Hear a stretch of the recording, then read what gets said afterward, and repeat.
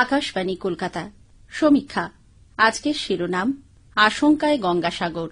লিখেছেন গৌতম মণ্ডল। জুলাই মাসের শেষ সপ্তাহ, গুরু পূর্ণিমা উদযাপন চলছে দেশজুড়ে। আর আমাদের রাজ্যের অন্যতম তীর্থ পর্যটন কেন্দ্র গঙ্গাসাগরের সমুদ্র তট জুড়ে সেদিন বঙ্গোপসাগরের জলোচ্ছ্বাসে তছনছ অবস্থা। সাগর মেলার 1 থেকে 5 নম্বর ঘাটে যাওয়ার কংক্রিটের বাঁধ তথা পুণ্যার্থীদের যাতায়াতের রাস্তা ভেঙে খান খান হয়ে যায়।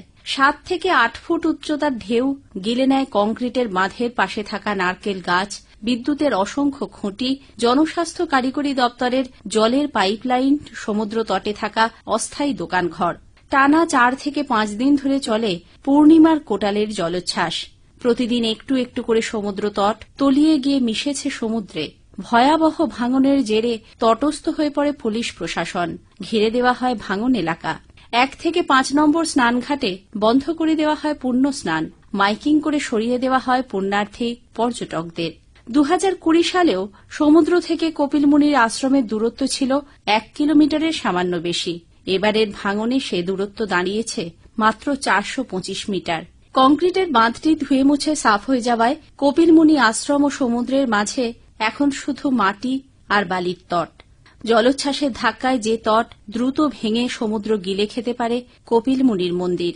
স্থানীয় বাসিন্দারা জানাচ্ছেন, অতীতে 3টি মন্দির সমুদ্রগর্ভে তলিয়ে গেছে, বর্তমানে একটি চতুর্থ।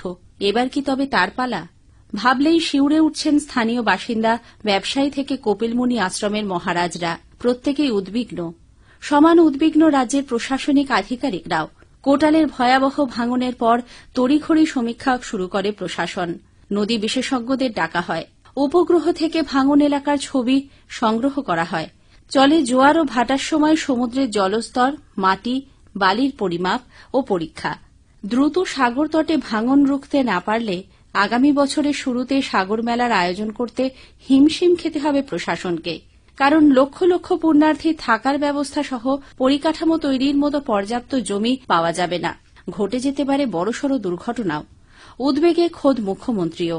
তীব্র ভাঙনের কবলে শুধু গঙ্গাসাগর নয়, সুন্দরবন জুড়ে বঙ্গোপসাগর অববাহিকায় থাকা দ্বীপ ও জনপদ দ্রুত ভাঙছে, গিলে খাচ্ছে নদী বা সমুদ্র। বিশ্ব উষ্ণায়নের প্রভাব এ রাজ্যে সবচেয়ে বেশি পড়েছে সুন্দরবন এলাকায়। গত কয়েক বছরে জলস্তর বৃদ্ধির পরিমাণ দেশের অন্যান্য অংশের তুলনায় বেশি। কলকাতা বিশ্ববিদ্যালয়ের ভূতাত্ত্বিকদের গবেষণায় উঠে এসেছে ভয়াবহ তথ্য। নদী বিশেষজ্ঞ কল্যাণ রুদ্র জানাচ্ছেন, সুন্দরবনের সাগর, ঘোড়ামারা, মৌসুনী দ্বীপে নদী ও সমুদ্রের জলস্তর বৃদ্ধি পেয়েছে গড়ে 7 থেকে 8 মিলিমিটার, যা সারা পৃথিবীর মধ্যে সর্বোচ্চ। 1922 সালে সাগরদ্বীপের আয়তন ছিল 256 বর্গ কিলোমিটার। বর্তমানে তা দাঁড়িয়েছে 230 বর্গ কিলোমিটারে। প্রতিনিয়ত ভেঙে ছোট হচ্ছে সাগরদ্বীপ। এর উত্তর অংশে 120 বছর আগে গড়ে ওঠে ঘোড়ামারা দ্বীপ। তখন তার আয়তন ছিল 9 বর্গ কিলোমিটার। ভাঙতে ভাঙতে সেই দ্বীপ অর্ধেকে এসে দাঁড়িয়েছে। প্রায় 83% এলাকা জলে তলিয়ে গেছে। একসময় জনসংখ্যা ছিল 10,000-এর কাছাকাছি। বর্তমানে কমে দাঁড়িয়েছে 4,000-এর মতো। প্রকৃতির রোষে প্রতিদিন জলবায়ু উদ্বাস্তু হচ্ছেন বিচ্ছিন্ন এই দ্বীপের বাসিন্দারা। সরকারিভাবে দ্বীপটিকে পরিত্যক্ত ঘোষণা করেছিল পূর্বতন বাম সরকার। বাসিন্দাদের সাগরদ্বীপে জায়গাও দেয়া হয়। কিছু মানুষ সরকারি জমিতে ঘর বানিয়ে বসবাসও করছেন। আবার অনেকেই ভিটেমাটির মায়া আঁকড়ে পড়ে আছেন ওই দ্বীপে। সাগরদ্বীপের দক্ষিণ অংশে আরও একটি বিচ্ছিন্ন দ্বীপ মৌসুনী। সমুদ্র বিজ্ঞানীদের গবেষণা থেকে পাওয়া তথ্য অনুযায়ী এই দ্বীপে জলস্তর বৃদ্ধি পেয়েছে 8 থেকে 12 মিলিমিটার, যা অন্য অংশের থেকে 4 গুণ বেশি। নোনা জলের দাপটে জমিতে চাষবাস প্রায় বন্ধ। চরম সংকটে এখানকার বাসিন্দারা। তারই মধ্যে গত কয়েক বছরে এই দ্বীপে গড়ে উঠেছে 50টি হোমস্টে।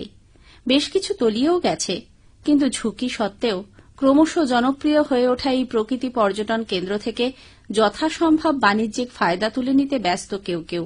1996 সালে ঘোড়ামারা দ্বীপের লাগোয়া 2টি ছোট দ্বীপ লোহাচড়া ও সুপারিভাঙা নিশ্চিহ্ন হয়ে গেছে। কয়েক বছরের মধ্যে কি সুন্দরবনের আরও কোনো দ্বীপ পুরোপুরি নিশ্চিহ্ন হওয়ার পথে? আশঙ্কা উড়িয়ে দিচ্ছেন না সমুদ্র বিজ্ঞানীরা। সমীক্ষা শেষ হল। এটি লিখেছেন গৌতম মণ্ডল।